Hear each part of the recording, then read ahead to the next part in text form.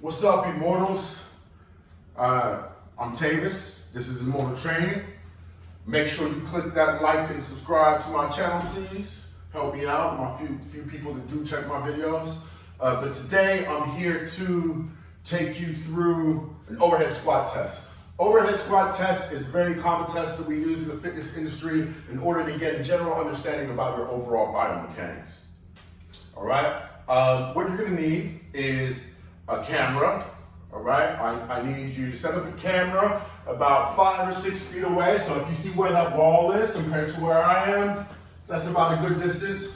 You want it, you want the camera vertically. So where's my phone? My other phone. All right, so that's landscape. That's, I don't know what they call that, vertical or normal, whatever. So you want the phone in that position. You're gonna take a front view like this, 3 or 4 reps that way. Side view, doesn't matter which side, right or left, 3 or 4 reps that way, and then a back view, 3 or 4 reps that way. All right? And you're gonna need a stick. This stick is from the cable machine. I recommend using a broomstick or a mop stick or something. Basically, the stick has to be long because you need a wide grip outside of shoulders width. So this stick is barely long enough. If you use a broomstick or a mop stick, you'll be fine, all right? And you need to be barefoot so that you can see how your feet are moving, all right? Now, let me just quickly explain why we use this test and why, basically why it's so important, all right? First of all, when you squat, it's everything working together. All of your muscles sort of working together, right? And when you get down to here, it's all quads and hamstrings. When you get down there, your glutes have to bear the weight of your body, right? Now, if you could probably see my glutes fire off and then the hamstrings sort of kick in to help as I come up, right? Now, I mean, the glutes are funny muscles because they're the biggest muscles in the body, but they can by far be the laziest if you don't use them on a regular basis. And they'll go to sleep. We sit down a lot, and when we sit down, our legs are in this position and the glutes are stretched. When you're stretching a muscle, you're basically telling it to temporarily go to sleep. And the glutes are the only muscles really that I know of, well, besides like muscles in the core, that will just switch off if you don't use them often, right? And the reason why glutes are so important is because the glutes are the biggest muscles in your core. They're the base of your core. They keep your pelvis in a good position.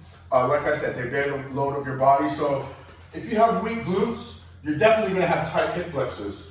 So you're gonna have what we call posterior tilt, which is basically, you're gonna have a flat ass. You're gonna look like you got a flat ass. And you're gonna lack the lumbar curve to your spine, so the lower curve, the curve in your lower back. And look, if my pelvis is out of line, look what happens to my upper body. See, everything, if I push my pelvis forward, the top goes down too. So then the posture is gonna be bad and it's gonna affect everything, all right? Now, for squatting, there are some people who do not have the ideal anatomy to squat all the way down. It's not very many people, but there's a small percentage of people that will have trouble. And in order to figure out whether you're one of these people, you need to look at the size of your tibia bone here in your shin and the size of your femur bone, all right? So anatomy will stop you from squatting ass to the grass, but also poor biomechanics. So once we get past the anatomy and we figure out, you know, if you're built correctly or if you're not built horribly, which is sort of could be sort of unfortunate, then we know what to do. Then we can figure out whether it's because of your core or because of your glutes or tight hamstrings or whatever the situation may be. All right. Now, what was I going to go back and say? Oh, don't worry, I'll come back to it. Okay, so here's anatomy. Now, just because you can't squat, if you don't have the correct anatomy for squatting all the way down, it doesn't mean you can't squat. It just means we're gonna have to make some adjustments. I mean, people who have that sort of long tibia bone will be sort of like more, I can't really do it because I don't have the anatomy, but they won't be able to get all the way down. You're basically gonna be in more this position. If your femur's too long, then you're gonna end up having to fold over like that in order to get down. You're never gonna get this that much further than say like 85 degrees or 80-degree angle, right? But there's loads of other squats you can do. Split squats work best.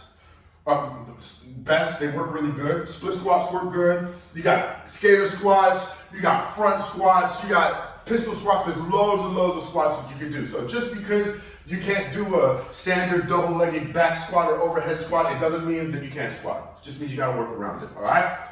Now, when you see people in the gym with those nice legs, flat asses, it's because they haven't figured this stuff out. That's what I'm here to help you do, all right? Now, so here's what we're looking for. When you look back on the recording, you're gonna be looking for a few main things. There are other things to look for, but these are the main points. All right, so you're gonna be first looking at your feet, all right? Hold this above your head, wide grip, keep your core tight and heels flat. What I want you to do is squat and just go as low as you can. If you can't go ass to the grass like me, just go as low as you can and then come back up, all right? We're gonna fix that later. But your feet, you wanna notice if your arches are collapsing. If your arches collapse, then your knees should be knocking in like that, all right? And that's a sign of a weak gluteus medius muscle. The second biggest muscle in your glutes, gluteus medius, goes through your hip, attaches to the outside of your femur bone around here, and it basically stops your femur bone, your thigh bone from knocking in. And it also helps with that movement as well. So if your knees are knocking in, arches are collapsing, that's a sign of weak gluteus medius, and we're gonna work on building some strength in that, all right? Now, second thing, so when your glutes are switched off and they're not working properly, other muscles will kick in to try to perform the jobs that your glutes are supposed to do. More specifically, quadriceps, hip flexors, and your lower back, all right? So something a possibility that might arise is that when you squat down, you might not be able to get all the way down because your heels come up, and it's like you have to balance on your toes to try to get down. Well, that's your brain knowing that your glutes aren't working, so it's telling your quads to take over the movement, which is why you can't keep your heels flat, right? So we're gonna have to use exercises that take your quads out of the exercise and isolate your glutes. That's later to come, all right? Another big issue is overextension of the lower back. So if you're up here and you're coming down, you're squatting down, and again, if your glutes aren't strong enough, your body could your brain will tell your body, will tell your lower back to kick in, so that you have to fold over like that and extend your lower back to try to get all the way down. Or you might have a combination of both. You might come down and your heels come up and you have to sort of lean forward like that. So that's pretty much, that's showing you that your glutes are just not working, all right? What else are we looking for? Core, all right? Let's say you got all that going, you know, your heels are flat, you're able to squat all the way down, or you're able to get relatively low, but you're having trouble balancing this above your head. So it might go forward like that, and you might be really wobbly. You can tell if your core is weak because you're wobbly, you're lacking stability. And that's a sign that you might need to do some core activation. So those are the three things that we're looking for. Elevation of the heels, knees knocking in, overextension of the lower back, and instability in the core, all right? We could get by with addressing those issues, get your biomechanics working properly, and then in a maximum of, I'd say, 6 to 8 weeks, we'll have you squatting all the way down, all right? So, yeah, if you're just seeing this on YouTube, make sure you hit like and subscribe.